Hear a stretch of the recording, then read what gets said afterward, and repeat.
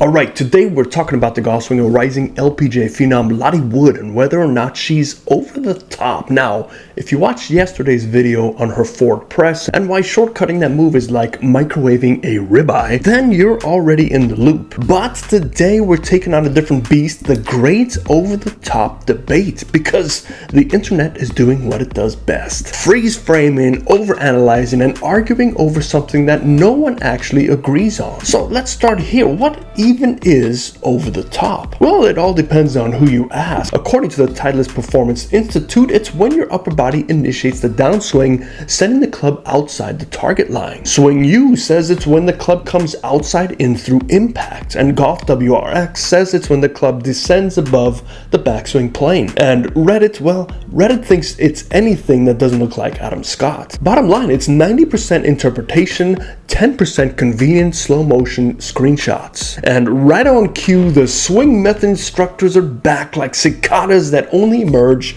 when a new swing trend goes viral. I've seen it in my feed, and I know you have too. They're flooding it with bold claims like Lottie's doing over the top from the inside. This is the move, right? Just like last year's move and the move before that and the move from 1997. These guys rebrand faster than a crypto scam. One tour player does something slightly different and suddenly it's the secret tour players don't want you to know. Spoiler.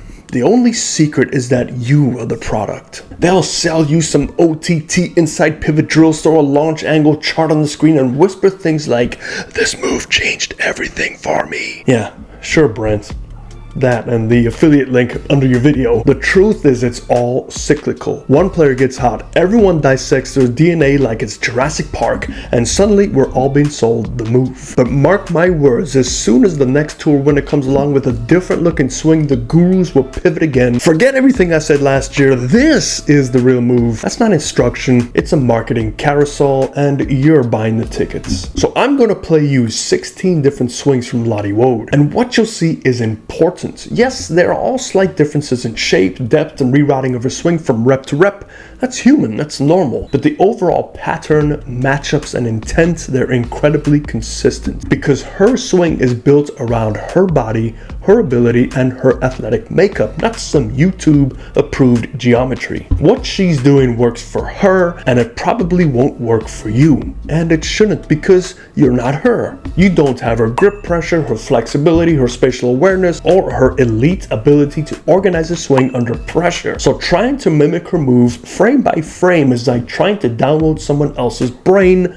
onto your shoulders. But let's bring this back to reality. If you actually want to get better and not just rack up swing thoughts and PayPal receipts, you need to focus on these three things: your path, your face angle, and your low point at impact. That's it. That's the golf swing. The path is just the direction your club head is traveling at impact. Right, left, neutral, doesn't matter. What matters is how it matches up with your face angle. A slightly out in path is fine, and so is in to out. The ball doesn't care about your aesthetics, it cares about your vectors. The club face controls where the ball starts, period. According to TrackMan, face angle dictates 85% of start direction with your driver and 75% with your iron. So that means if you're swinging over the top, as long as your face is matched correctly to your path, you can still hit some frozen ropes. Now, low point is not to be confused with center face contact. This is the lowest point your club head reaches relative to the ground.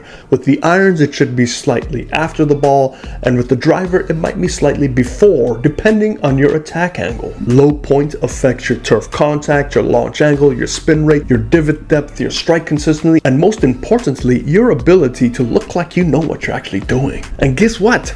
Low point is not a move either. It's a result of how your body shifts pressure, manages posture, and sequences motion.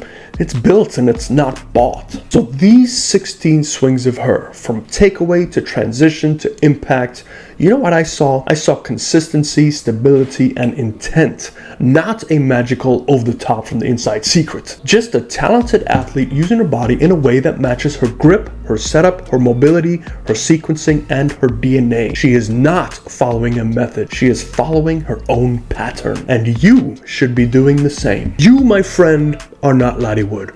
You're not Nelly Korda. You're not Prime Monica. You are 41 years old, sitting in khaki shorts, drinking a LaCroix, and wondering if a 3-degree inside path will finally save your slice. Let me just help you. It won't, because the national handicap hasn't moved in 50 years, and it's because of you. Not the clubs, not the tech, not the grip trainer you ordered after 2 bourbons. It's your average ability, average hand-eye coordination, average time, and average goals. But that is not an insult, that's a strategy. Stop chasing tour swings, stop mimicking the method of the month, start building a game that works for who you are. Play smart. Play percentages, get deadly inside of 100 yards, find a repeatable motion. It doesn't matter what the path is. You have to match up that path with your face and low point. And accept that your swing doesn't need to be pretty, it just needs to show up. Because once you do, you'll play better. You will score better, and you'll finally stop listening to dudes with man buns yelling about shouting the shaft like it's a religious rite. Wait a minute.